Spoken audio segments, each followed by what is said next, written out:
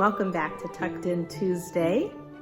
I'm happy to be here with you in December and looking forward to sharing this story with you. Tonight's story is called Oskar and the 8 Blessings. And I want to give you just a little bit of background before I start the story. It's about a little boy whose family lived on the other side of the world in Europe a long time ago, and they were treated poorly because of their religion and because of their beliefs. And the family decided to send Oskar away from the mom and dad, so that he could live a happier, safer life. So this is the story of Oskar and the 8 Blessings.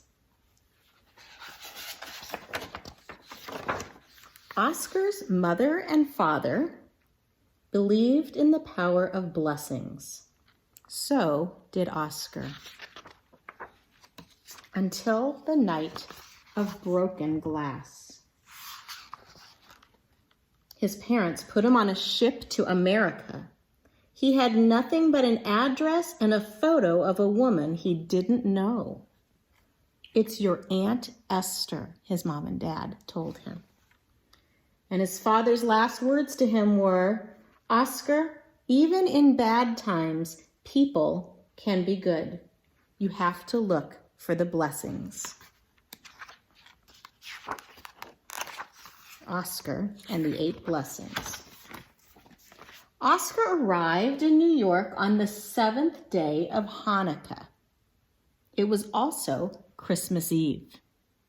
He knew his Aunt Esther would be lighting the menorah at sunset. To reach her before the sun went down, Oskar would have to walk over 100 blocks on the avenue called Broadway. The city was terribly big. Oskar was terribly small. And Broadway stretched before him like a river. Oskar was already tired, hungry, and cold. His father's last words to him felt very far away. After a few blocks, he looked up to see a woman feeding pigeons.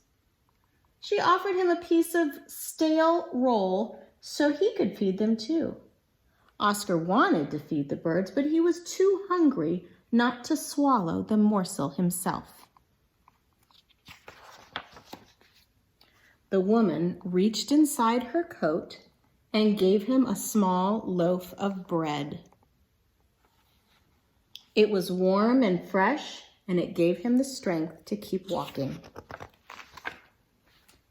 He saw a newsstand full of comics. One showed a strong man in a cape doing amazing things. He stopped bullets. He stopped trains. The newsstand man held out his hand. Oskar didn't have any money, so he gave back the comic book.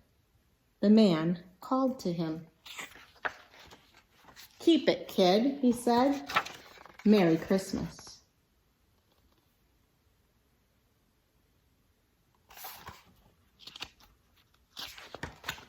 Oskar clutched his gift, his Superman, and he heard his father's words. "You have to look for the blessings."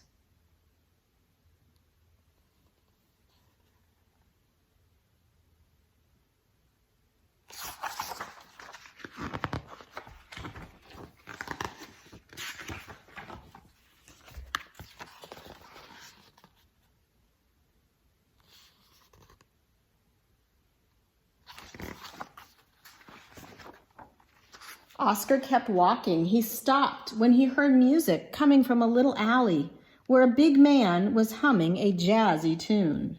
The man whistled to Oskar. Oskar whistled back.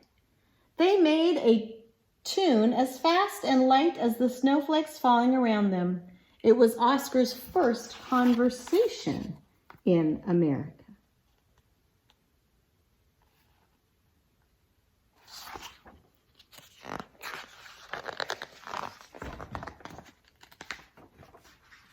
at the corner of a park, boys were having a snowball fight. One boy slipped. Oskar leapt and caught him, just as the Superman would have done. The boy was laughing, and that made Oskar laugh. But when he looked at Oskar's cold hands, the boy stopped laughing. He took off his mittens. Oskar put them on and felt the boy's warmth. He had something to give the boy, too.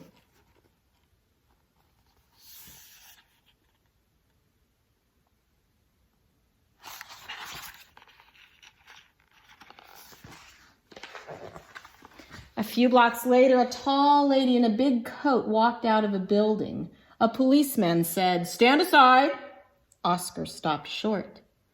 "Oh, Thomas, he's just a child," the lady said to the policeman. "Let him pass." She winked at Oskar. The policeman moved out of Oskar's path. "Yes, Mrs. Roosevelt," he said.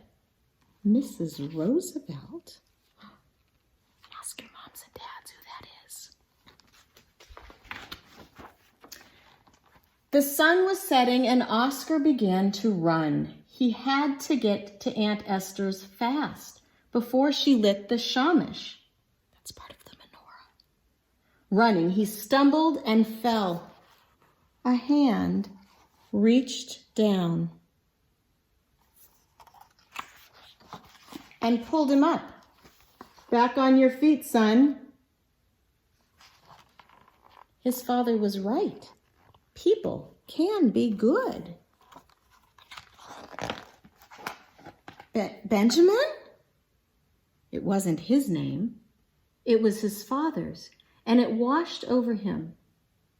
She had a dimpled smile, just like him. "That's Papa," he said. "I'm..."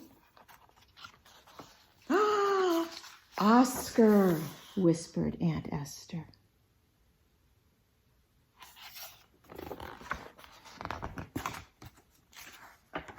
And that is the end of the story. And so, my friends, I would like to wish you a wonderful December, full of blessings and kindness that you both give and receive. Sweet dreams, everyone.